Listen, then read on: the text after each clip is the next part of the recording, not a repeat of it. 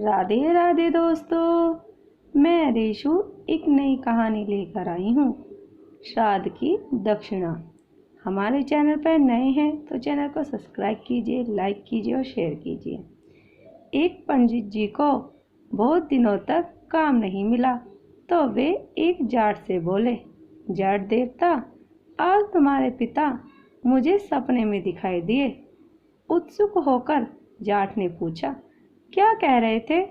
पंडित जी बोले, कहते क्या, तुम्हारा हाल चाल पूछ रहे थे और कह रहे थे कि बच्चों ने मुझे बुला दिया, जिसके कारण मैं बहुत दुखी हूँ। जाट को याद आया, बोला, पंडित जी ठीक कह रहे हो। मरने के बाद मैंने पिता का श्राद्ध भी नहीं किया, शायद इसलिए दुखी हैं। तो कर डालो पिता का श्राद्ध, इसमें विलंब की क्या बात है? पंडित जी ने अपना दांव लगाया। अगले ही दिन जाट ने पंडित जी को घर बुला लिया। पंडित जी ने श्राद्ध की सामग्री में ढेर सारा माल रखवा लिया। सोना, चांदी, भांडे, बर्तन से लेकर खाने पीने का सारा सामान। इनके अलावा पिता को जो चीजें पसंद थी वह सभी कुछ लाकर जाट ने सामने रख दी। धूमधाम से श्राद्ध की तैयारी हुई। जाटनी से कहकर तरह तरह के पकवान बनवा लिए। मन ही मन पंडित जी खुश थे, आज तो चकाचक माल उड़ाने को मिलेगा, साथ में इतना सामान भी। अपने सामने आसन बिछाकर पंडित जी ने जाट को बिठा दिया। बोले, अब श्राद्ध शुरू करते हैं। इतनी देर तुम्हें इस बात का ख्याल रखना है कि जो मैं कहूँगा वही तुम्हें कहना है और जैसा मैं करूँ वही करना होगा। जाट ने बात मान ली। दोनों आमने सामने जमकर बैठ गए। श्राद्ध शुरू हुआ। पानी की तरफ इशारा करते हुए पंडित जी जाट से बोले, आचमनी में जल लेकर पहले आचमन कर डालो।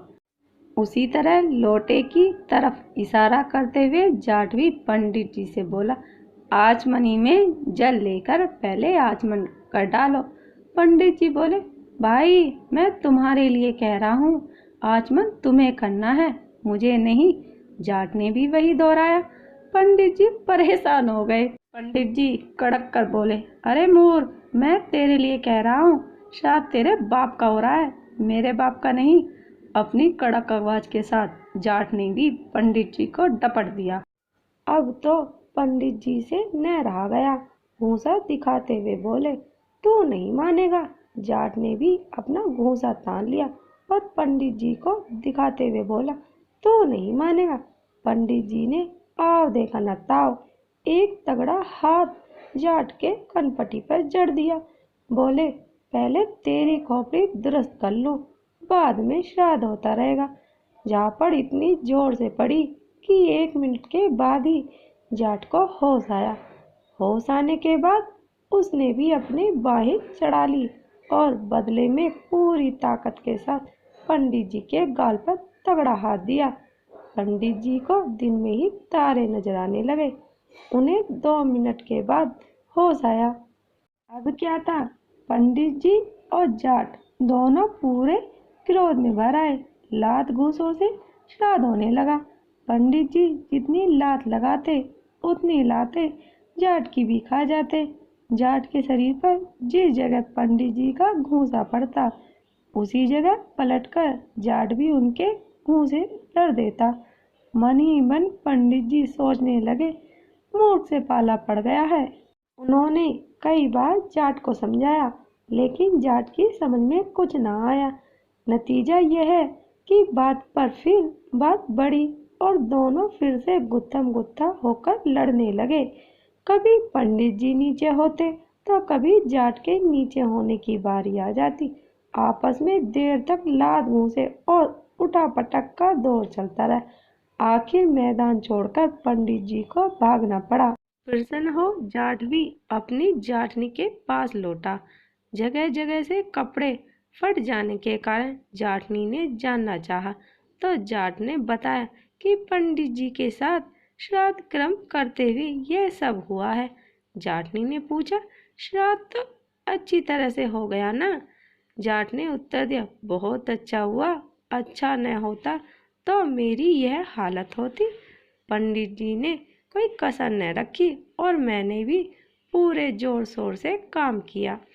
चलो अच्छा हुआ, लेकिन पंडित जी को कुछ दक्षिणा वगैरह दी या नहीं? जाटनी ने पूछा। दक्षिणा तो कुछ नहीं दिया। हम लोग श्राद्ध में ही इतना मस्त हो गए कि पंडित जी की दक्षिणा और भोजन का ख्याल ही न रहा। बेचारे पंडित जी बिना दक्षिणा के लौट गए। अब तुम ही थोड़ा कष्ट करो, एक बड़े थाल में भोजन और साथ में दक्षिणा पंडित जी के घर पहुंचा आओ, वरना श्राद्ध का कोई फल नहीं मिलेगा। सुनकर जाटनी खुश हुई। नहा धोकर उसने धुले कपड़े पहन लिए, एक बड़े थाल में भोजन रखा और पंडित जी के घर की ओर चल पड़ी। उधर पंडिताई इंतजार में बैठी थी कि पंडित जी श्राद्ध करने गए हैं, लौटते हुए अपने साथ कई चीजें और बढ़िया पकवान भी लाएंगे। किंतु पिटी पिटाई हालत में जब उसने पंडित जी को लौटा हुआ पाया तो बहुत दुख हुआ। सारी कहानी सुनकर वह क्रोध से लाल पीली हो उठी। पंडित जी का क्रोध अभी उतरा न था। दोनों पति पत्नी क्रोध से उबल रहे थे। अचानक जाटनी को अपने घर आया देख दोनों उठ खड़े हुए। गुस्से से मुठ्ठियां तन गई। घर के अंदर कदम रखते ही दोनों जाटनी पे टूट पड़े। सारा क्रोध उस पर झाड़ दिया। जाटनी बेचारी चुपचाप उनकी मार खाती रही। वह सोच रही थी कि शायद इसी तरह दक्षिणा ली जाती है। काफी पिट जाने के बाद वह पंडित जी के घर से निकलकर भाग खड़ी हुई। घर पहुंचने पर जब जाट ने पूछा तब बोली, श्राद्ध करना आसान है, किंतु दक्षिणा देने का काम बहुत मुश्किल है। तुम अगर दक्षिणा देने जाते तो मालूम होता कि कैसे दक्षिणा दी जाती है। उम्मीद करती हूँ ये कहानी आपको पसंद आई होगी। इस कहानी पर आपकी क्या राय है हमें कमेंट करके ज़रूर बताइए। कहानी पसंद आई हो तो प्लीज़ लाइक और शेयर करना बिल्कुल भी ना भूलिए। और इस तरह की कहानी सुनने के लिए हमारे चैनल को सब्सक्राइब जरूर कीजिएगा। कहानी सुनने के लिए आपका बहुत बहुत धन्यवाद।